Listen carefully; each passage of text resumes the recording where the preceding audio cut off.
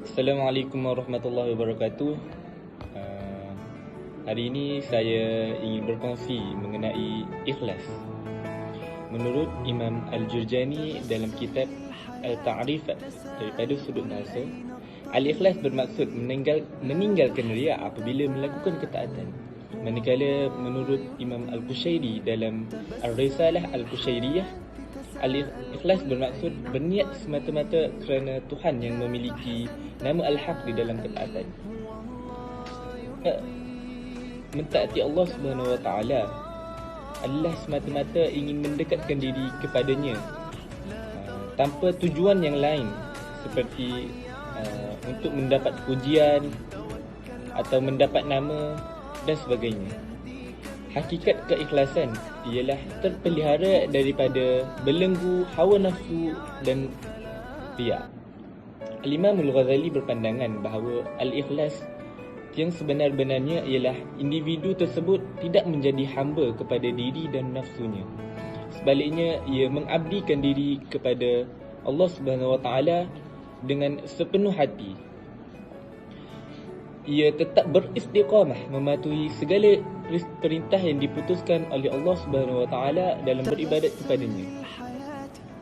Ini menunjukkan bahawa ia telah memisahkan dirinya daripada segala yang selain daripadanya.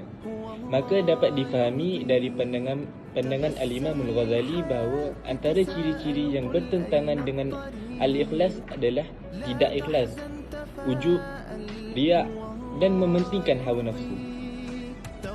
Allah Subhanahu Wa Taala telah berfirman dalam Al-Quran surah Al-A'raf ayat 29.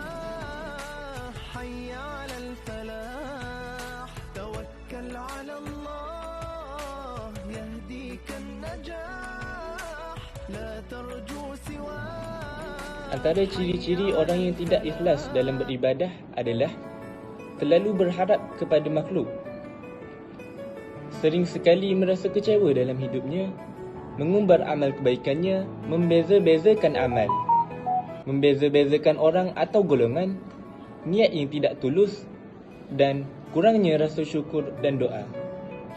Al-Imam Al-Ghazali menyatakan dalam kitab Ihya Ulumuddin, setiap manusia akan binasa kecuali orang yang berilmu.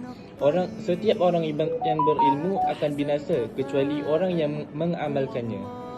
Setiap orang yang mengamalkannya akan binasa kecuali yang ikhlas terhadapnya. Ini menjadi dasar penilaian Allah Subhanahu Wa Taala terhadap amalan hamba-hambanya. Rasulullah sallallahu alaihi wasallam bersabda yang bermaksud, sesungguhnya Allah Subhanahu Wa Taala tidak melihat kepada rupa dan harta kamu, tapi Allah Subhanahu Wa Taala melihat kepada hati dan amalan kamu. Ikhlas menjadi keutamaan dan kunci ketaatan seorang mukmin. Jadi, apabila kita melakukan sesuatu perbuatan atau ibadah kepada Allah, maka yang pertama sekali adalah kita mesti niat yang ikhlas kerana Allah Ta'ala semata-mata, bukan kerana ingin mendapatkan pujian ataupun mendapatkan sesuatu yang selain daripada tujuan kita. Betapa ruginya orang yang tidak ikhlas dalam beribadah, kerana apabila kita ditimbang hisapnya di akhirat nanti, segala amalan yang dilakukan secara tidak ikhlas akan hilang begitu saja seperti debu. Bagaimanapun, kebanyakan dari kita meremehkan sifat ikhlas. Kemungkinan ia adalah sifat yang sangat sulit untuk dilakukan. Kerana untuk bersikap ikhlas, kita perlu menyingkirkan sifat angkuh daripada diri kita sendiri. Begitu juga dengan sifat riya. Seorang Muslim yang mampu menjalani ibadah dengan ikhlas dijanjikan pelbagai keutamaan oleh Allah Subhanahu Wa Taala.